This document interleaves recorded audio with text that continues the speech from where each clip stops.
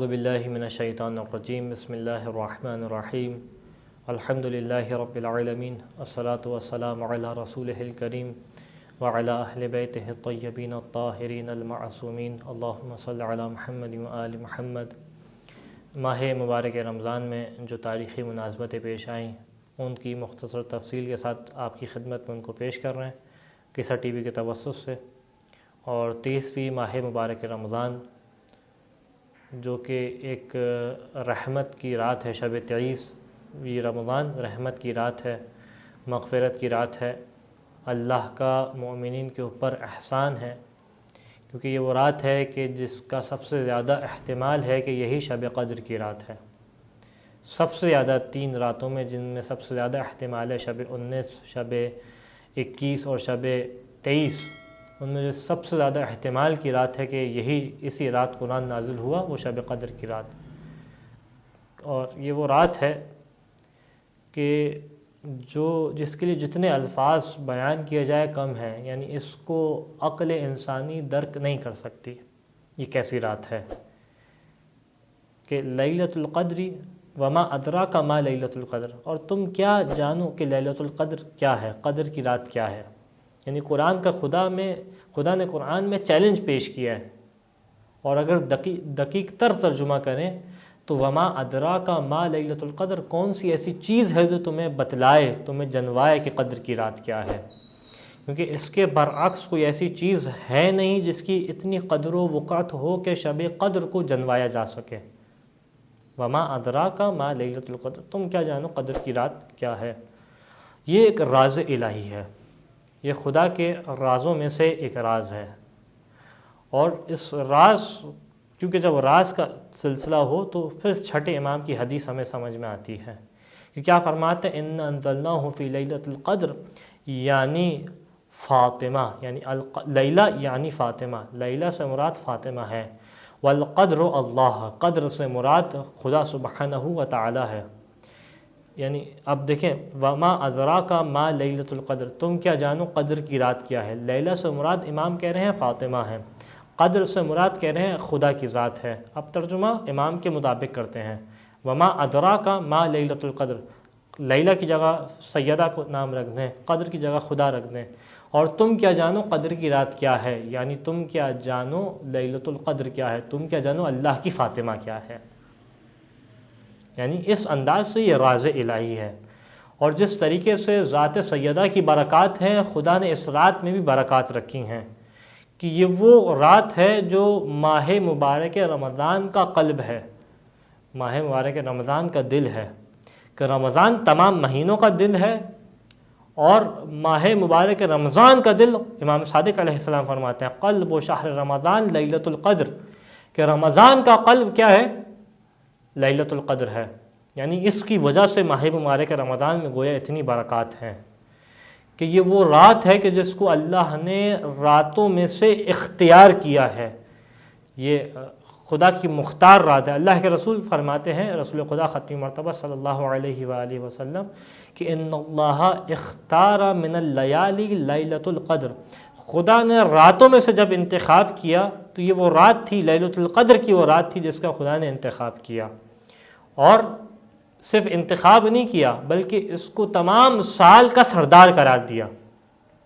یعنی بہت عظیم رات ہے، بہت ایسی رات ہے کہ جس سے انسان اس کو مس نہ کرے، اس کو انسان کسی قدر مس نہ کرے۔ یہ ایسی رات ہے، کہیں ایسا نہ ہو کہ اتنی عظیم برکت انسان کے پاس آ کے چلی جائے، انسان کو قدر نہ ہو۔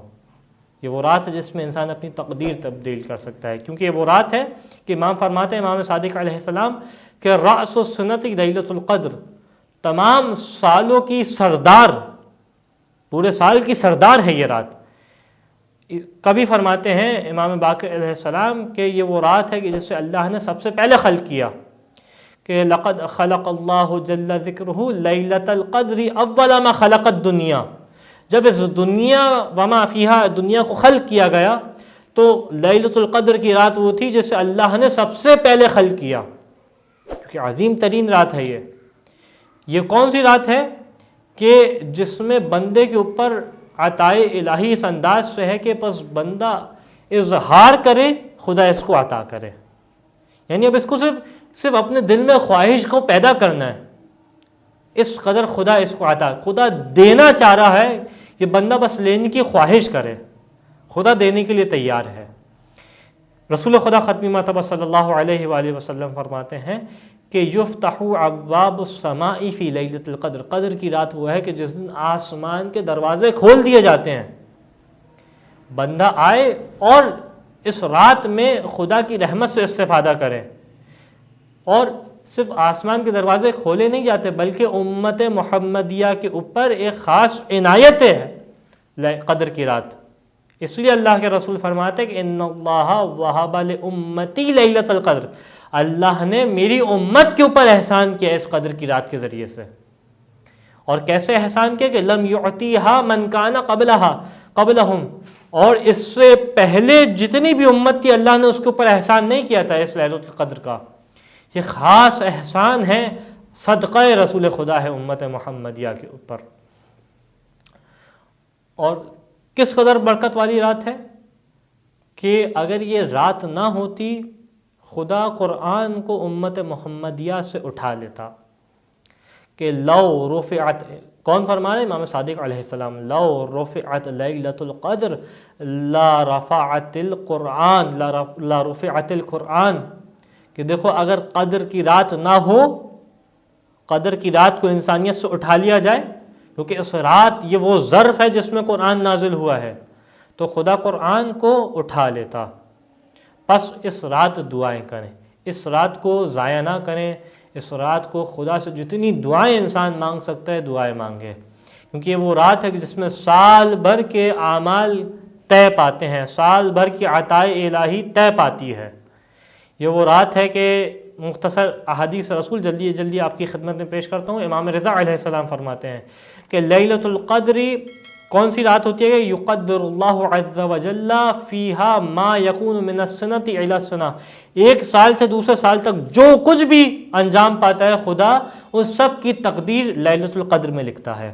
بس بندہ جیسے ہی خدا سے سوال کرے گا کہ مجھے یہ چیز عطا کر دے، خدا اس سال اس کو وہ عطا فرمائے گا، کیونکہ ایک سال سے دوسرے سال تک تمام وقوع پذیر ہونے والے اعمال اور واقعات اس میں لکھے جاتے ہیں. اللہ کے رسول فرماتے ہیں کہ ان اللہ تعالی قدر فیہا ما کائن الی یوم القیامہ، قیامت تک جو بھی ہونے والا ہے خدا اس قدر کی رات میں لکھتا ہے.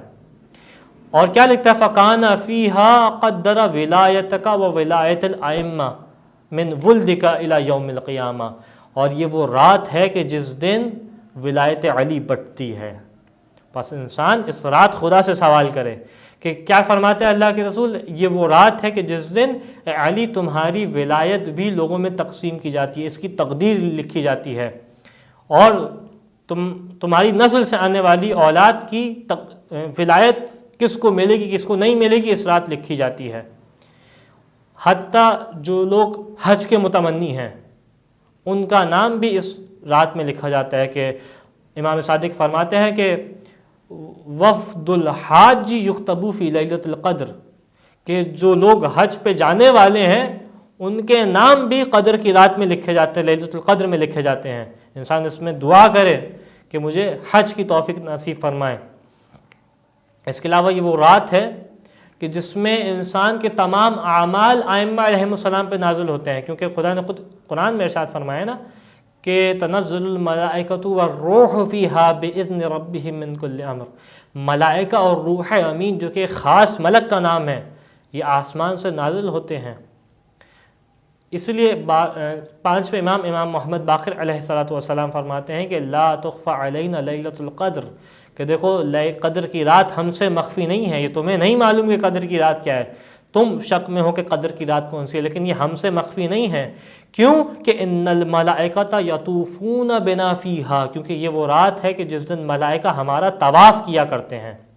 قدر کی رات وہ ہے جس میں ملائکہ ہمارا طواف کرتے ہیں. بس انسان اس میں خاص طور پہ دعا کرے کہ میرے اعمال میں میری گناہوں کی مغفرت کر دی جائے، کیونکہ بہت زیادہ ایک عمل جس کی تاکید فرمائی گئی ہے وہ یہ ہے کہ انسان اپنے گناہوں کی مغفرت فرمائے. اللہ کے رسول فرماتے ہیں من قام لیلۃ القدر ایمانا واحتسابا غفر له ما تقدم من ذنبه، کہ جو اس قدر کی رات میں مصلی عبادت پہ کھڑا ہو کس حالت میں کہ ایمان کی حالت میں ہو اور اپنے اعمال کا احتساب کر رہا ہو، اللہ اس کے جتنے بھی گناہ ہو چکے ہیں ان کو معاف کر دے گا۔